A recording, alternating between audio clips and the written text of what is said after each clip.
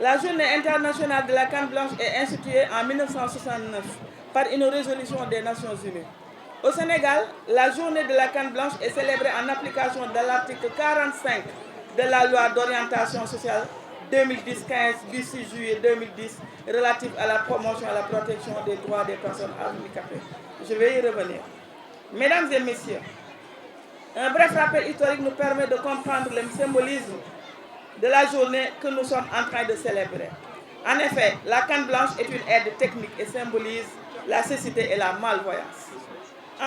Elle facilite la mobilité des aveugles et constitue pour ces derniers un moyen de communication et une protection contre les obstacles multiformes qui sont présents dans leur environnement. C'est dommage qu'on n'a pas pu quelqu'un qui puisse nous faire la présentation de la canne blanche.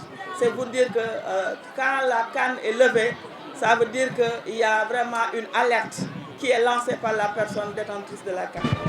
Voilà. Pour bien percevoir l'ampleur de la déficience des pathologies visuelles, j'aimerais illustrer mes propos par des données statistiques. Selon l'OMS, 285 millions de personnes vivent dans le monde avec une déficience visuelle, dont 39 millions sont des aveugles. Le plan mondial de la santé oculaire de l'OMS indique que près de 80% de toutes les causes de déficience visuelle sont évitables ou peuvent être soignées. Au Sénégal, selon les données du recensement de la population réalisé par l'ANSD en 2013, les personnes en situation de handicap visuel représentent 200 631 habitants, soit 1,5% en valeur relative. Et l'Union régionale de Ziguinchor vient de nous donner les statistiques, c'est-à-dire 60 000 personnes handicapées pour la région de Ziguinchor. Ces informations statistiques illustrent l'ampleur du phénomène et font de la nécessité de mettre en œuvre des mesures préventives pour une gestion optimale de la pathologie oculaire et de l'inclusion des aveugles. À ce titre, l'État a initié sur la période de 2012 à 2022 des politiques publiques dont l'impact et les résultats se présentent comme suit. La mise en œuvre du plan d'action national sur le handicap 2017-2021, la signature par le chef de l'État de 2 décrets d'application de la loi d'orientation sociale relative à la carte d'égalité des chances, l'éducation spéciale et la réadaptation à base communautaire. Le financement de 275 138 projets socio-économiques individuels et collectifs sur la période de 2012 à 2022 pour un total de 2,7 milliards dans le cadre du programme national de réadaptation à base communautaire.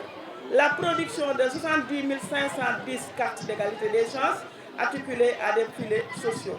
Par ailleurs, parmi les mesures spécifiques développées au profit des aveugles et de la prévention du handicap visuel, on peut citer la mise en œuvre du programme national de promotion de la santé oculaire, la création d'un appui au fonctionnement de l'INEFJA, l'octroi de bourses d'études aux élèves aveugles du Sénégal et particulièrement de Ziguinchor, l'octroi de subventions aux organisations aveugles et structures d'encadrement, la traduction des langues nationales en braille, la création de l'appui au fonctionnement de la coopérative des aveugles, la mise en œuvre de la première phase du projet d'inclusion sociale initié par l'ONG Side Savers de 2013 à 2016 en partenariat avec la cause. Avant de conclure, je félicite les membres du comité régional qui n'ont ménagé aucun effort pour le bon déroulement de la journée, sous la supervision de M. le gouverneur de la région et ses collaborateurs. Je voudrais revenir un tout petit peu sur les préoccupations du moment qui ont été portées par l'Union régionale, l'association EMAGE, mais également l'IA de Ziguinchor.